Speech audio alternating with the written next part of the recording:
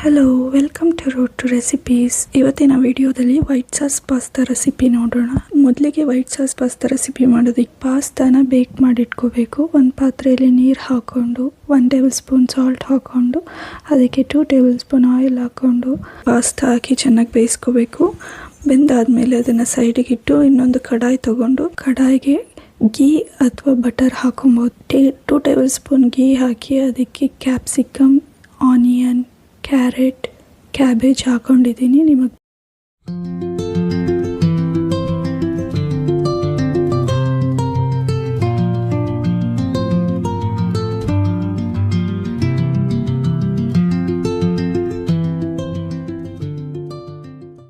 Baby corn ಜೊತೆಗೆ broccoli ಕೂಡ add ಮಾಡ್ಕೊಬೋದು. ನಿಮ್ಗೆ ಯಾವುದು ಫೇವ್ರೆಟ್ ವೆಜಿಟೇಬಲ್ಸ್ ಇರುತ್ತೆ, ಯಾವ್ದು ಬೇಕಾದರೂ ಆ್ಯಡ್ ಮಾಡ್ಕೊಬೋದು. ಜೊತೆಗೆ 1 table spoon salt, 1 table spoon black pepper powder ಹಾಕ್ಕೊಂಡು ಚೆನ್ನಾಗಿ ಫ್ರೈ ಮಾಡ್ಕೊಬೇಕು. ಇದು ಸ್ವಲ್ಪ ಫ್ರೈ ಆದ ನಂತರ ಇದಕ್ಕೆ 3 table spoon of maida add ಮಾಡಬೇಕು.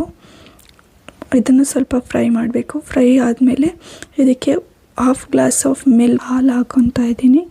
ಹಾಲು ಹಾಕ್ಕೊಂಡು ಸ್ವಲ್ಪ ಬೆಂದ ಮೇಲೆ ಇದಕ್ಕೇನೆ ನಾವು ಬೇಯಿಸಿಟ್ಟಿರೋ ಪಾಸ್ತಾ ಆ್ಯಡ್ ಮಾಡಿಕೊಂಡು ಮಿಕ್ಸ್ ಮಾಡ್ಕೊಬೇಕು.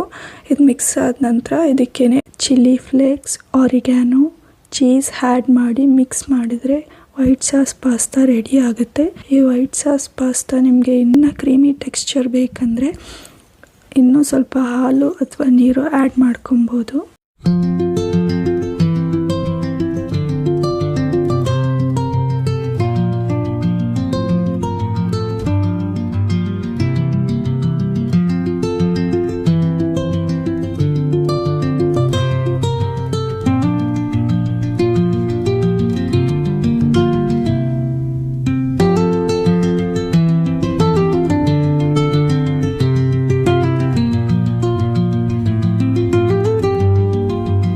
ಇಷ್ಟ ಆಗಿದ್ರೆ ಲೈಕ್ ಮಾಡಿ, ಶೇರ್ ಮಾಡಿ, ಸಪೋರ್ಟ್ ಮಾಡಿ.